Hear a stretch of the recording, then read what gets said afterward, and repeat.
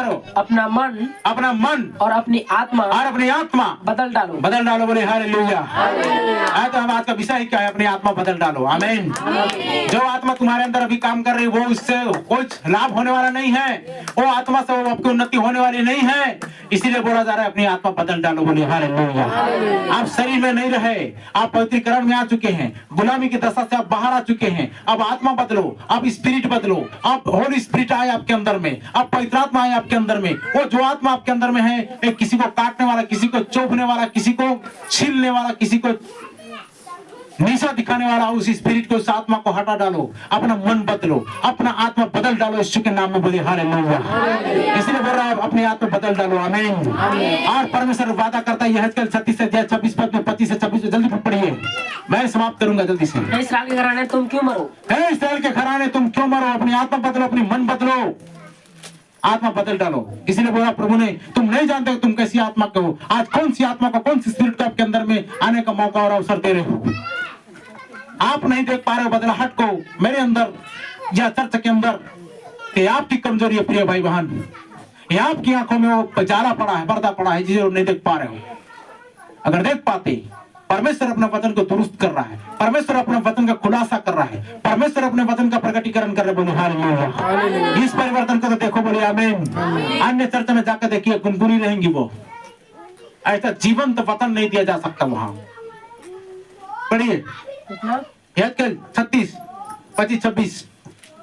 मैं तुमको नया मन दूंगा। और देखो क्या बोल रहा है, अपनी आत्मा, अपना मन बदलो, अपनी आत्मा बदलो। बोल रहा है कि मैं तुमको नया मन दूंगा। बोलना, इंगिकार करना, प्रभु ये जो मेरा मन मुझे धोखा दे रहा, साथ दे रोक लगा, इस मन को हटा दे। 25 से पढ़ना है क्या? जी। मैं तुम पर शुद्ध जल छिड़कूंगा, मैं तुम पर शुद्ध जल छिड़कूंगा और तुम शुद्ध हो जाओगे, अशुद्ध हो जाओगे। और मैं तुमको तुम्हारी सारी अशुद्धता और मूर्तों से शुद्ध करूंगा। जी। मैं तुमको नया मन दूंगा, मैं तुमको नया मन दूंगा, और तुम्हारे भीतर नई तुम्हारे भीतर नई आत्मा उत्पन्न करूंगा। लिखा है ना इधर पर। और तुम्हारी देह प्रतिज्ञा कर रहा है कि नहीं परमेश्वर? प्रतिज्ञा कर रहा है कि नहीं? मैं तुमको नया मन दूंगा और तुम्हारे भीतर नई आत्मा उत्पन्न करूंगा, और तुम्हारे देह में, और तुम्हारी देह में से पत्थर का हृदय निकाल कर तुमको मांस और लहू का हृदय दूंगा। 27 पढ़ना है जी। मैं अपना आत्मा तुम्हारे भीतर देकर। हाँ, अब देखिए, मैं अपना आत्मा तुम्हारे अंदर देकर, भीतर मतलब कहाँ? कौन सा भीतर? अंदर, विवेक में। हालेलुया। हमारे विवेक के अंदर आएगा वो मुख्य स्प्रिंग की तरह काम करेगा, सब चीजों को कंट्रोल करेगा। आंख को, कान को, नाक को, मुंह को, पैर को, हाथ को, प्रत्येक अंग को कंट्रोल करेगा। बोले हालेलुया। आप तभी जितेंद्रिय बनोगे। बोले हालेलुया। आप उसको विश्वास बोलते हैं ना, ये छठवीं चेतना जो है ना, वो विश्वास है, वो पारदर्शी है। 5 चेतना हम लोग क्या करते हैं? सूंघना, सुनना, देखना, है ना? देखना तो नहीं आता है क्या? चखना, छूना, ये 5 चेतना में आता है ना। चखना, ये 5 चेतना में आता है। लेकिन इन चेतनाओं के जो उस पार है, उसको बोलते हैं विश्वास। बोले हालेलुया। उसी विश्वास में आपको आना है, और इन सब के ऊपर में आओगे तो आत्मा में आना लिखा है। किस में आना?